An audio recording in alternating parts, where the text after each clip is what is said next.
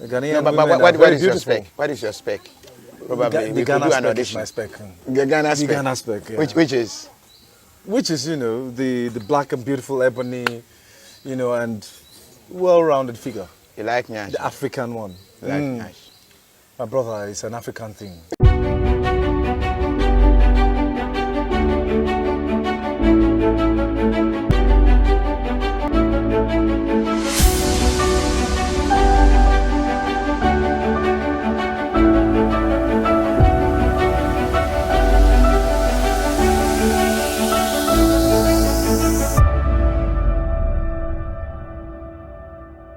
And I know first time I saw a video, no, but like I'm enough was and subscribe to your channel, see video bounce a bit to me. I can't. No, for a daily gossip.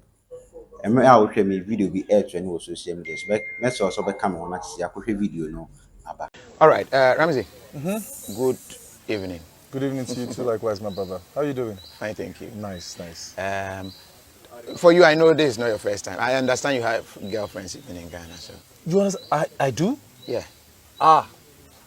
He must be one of the pimps that got me the He must be one of the pimps that got me the girls. So I know you are really having fun. Yes. Because there are stories of you marrying one Ghanaian actress and all that. I have been trying to actually find a beloved woman here. So it's so hard to make a choice between Kumasi, Accra, you know, and it's hard because the varieties are so much, man, my brother. The Ghanaian women are very beautiful. What is your spec? Probably The Ghana spec is my spec. The Ghana spec. The Ghana spec, yeah. Which is? You know, the black and beautiful ebony, you know, and well-rounded figure. You like Nyash? The African one. You like Nyash? My brother, it's an African thing. Nyash is an African thing. You cannot run away from it. Really? Even my wife packs a punch. Yes, she does. When was the last time you visited Israel? Where? Israel.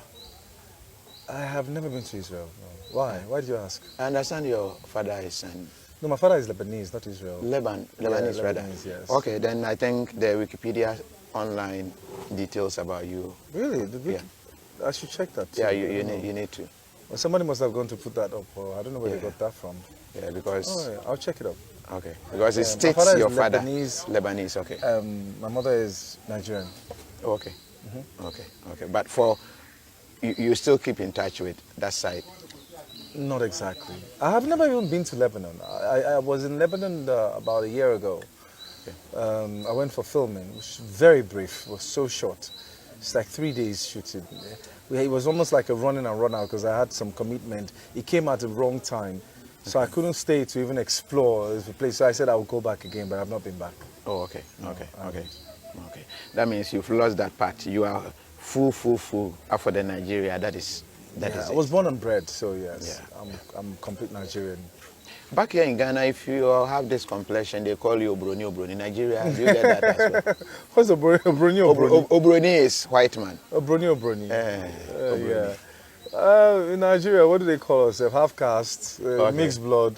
There's so many things that they call us, yeah. Okay. The Yorubas will call us Oyinbo, you know. Yeah. The Igbos will call us Onyocha, which is also white man. Okay, so you get that as well. Yeah, we do. And now you are the Obroni who has come to Ghana to come and steal from us in this country called Ghana. Exactly. So what exactly was your motive? To steal? It wasn't my motive, it's the motive of the people, the colonials that came here to use what they have to get what they want, basically. Okay. That's what it is. You know how it is. It's like business.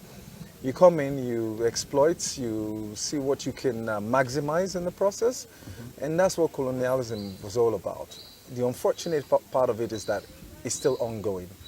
They use us against each other, you know, and then they exploit. Okay. It's just that kind of a divide and rule. And then we allow the manipulation. Okay. So we still have colonialism in this absolutely, day and age. Yeah, absolutely. It's still going on till tomorrow. It's all embedded in the so-called democracy and everything that they put out there for you people to believe in. Okay, so the form of government and the way to rule and all those things. Okay. So you are not for democracy? My brother, you see, democracy is okay. It's not the way it's manipulated from the inside, or you know, for the benefits of just this selected few. You know, and things like that. Also, I feel like see, when there's absolute freedom, what you're going to get is chaos in the end. Okay. Because anybody can come and do whatever they want to do. Okay. You want to regulate things, you might need to find some other form of putting things in order. Okay. Like for instance, the Middle East guys. They have a way they checkmate a lot of things. Okay. Yeah. You have to put those things in place for you to have a bit of sanity. Okay, meaning Africa needs a refined, well-programmed democracy for us. Not wholesale importation of the whites form of democracy. Wholesale importation. No. I really can't say exactly what I feel. Like I have an idea what it is that is required to govern the people. No, I don't. I just know that what we have so far has not been beneficial. Okay. Yeah. How did you feel when you were contacted to play this role?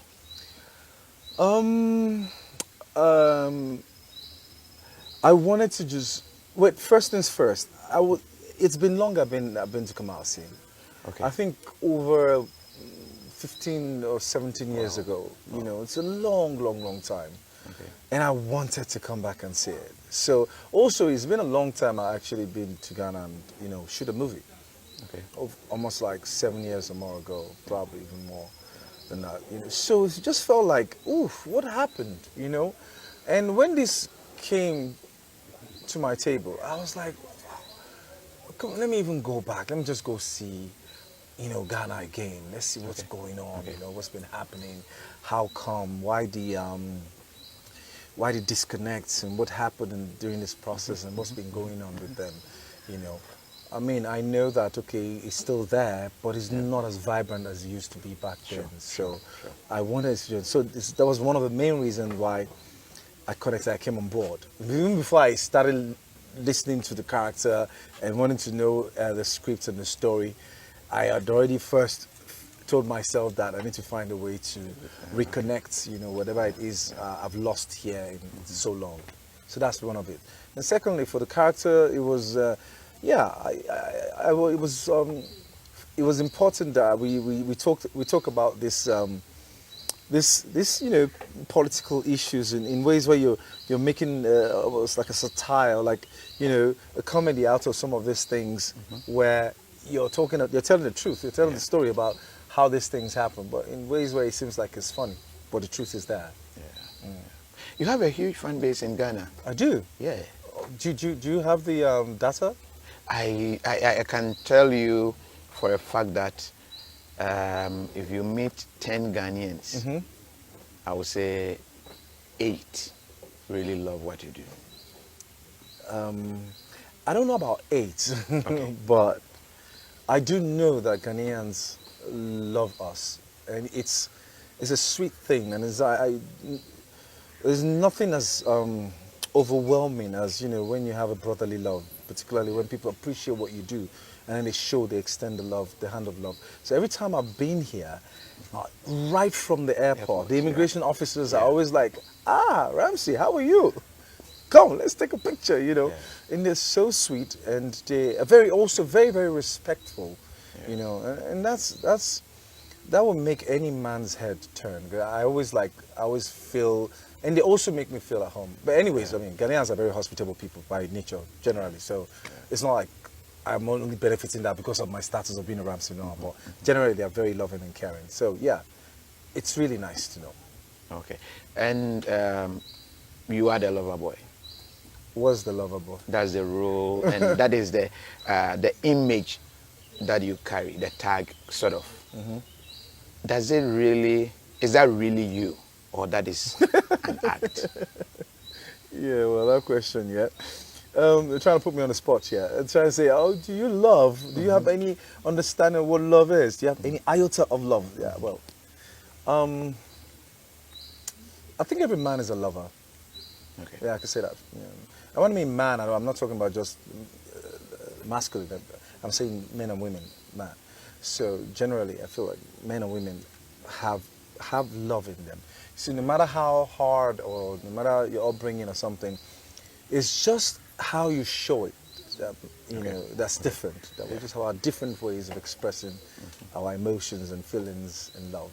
So, but then there is a pattern which the white man has brought through the medium of visuals to express that this is how to love, and everybody's following that pattern. But before then, we had our style of loving from our forefathers and everything. So there's a style, there's a pattern. We also show love, you know, so it's there, it's embedded. So yes, Ramsey has a bit of all of that. Yeah, Ramsey loves too, you know. It's just that I probably had to show mine, you know, visually. So this is the point I'm driving at. With that as the description or the tag that you carry, how does it affect your home? Because mostly they expect to see the Ramsey on screen. The same Ramsey at home? Yeah. My home is sweet. I've been married now for 23 years, and that's a long time, you know. And it's to no benefit of mine or to no glory of mine particularly. Actually, to my wife. My wife is very more accommodating, understanding woman, and they're very rare to come by these days, you know. So she's been the fortitude behind, you know, the Noah's family, more like, and she tolerates a lot of these excesses of me being an actor. She does, you know, because she's there in the background, like, you know, she doesn't really care. But of course, she knows that it's a profession. She understands it, and she can deal with it. You know, she can. Seeing you kiss other ladies, hold them in that manner, she's okay. Yeah, very, very okay. No, don't get me wrong. Okay. She's human. Sure. It's not as if she's devoid of feelings or whatever. No, she's human. She will have her moments when, of course, I mean, it's a bit irritable. Yeah, but we talk about it. We talk through it. We go through it. It's a moment. You talk about it. You know, you say, oh, come on, babe. You know, there's nothing extra to it. You know, it's just one of those things. And like, oh, really? Is that the same way you kissed me last night? I'm like, okay, babe, no, it can't be the same way. So yeah, we go through that. And that's a normal thing that should happen in families or in companionship, you know. It's a normal thing.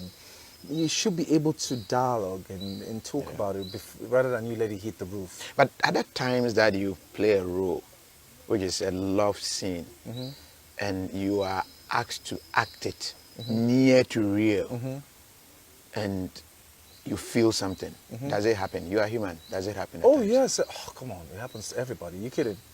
It happens to everybody. God help you if it's some sexy woman that they're putting underneath. Yeah. You're gonna get like the masculine side of you is probably gonna get all roused up and all of that. Yeah, that happens. Okay. Okay. So how do you deal with it? What do you mean? How do you deal with it? It's like that it happens that you get roused does not mean it must happen. Okay. Oh, come on. There's ways to check, man. You go into the bathroom, take a cold shower. Start from there.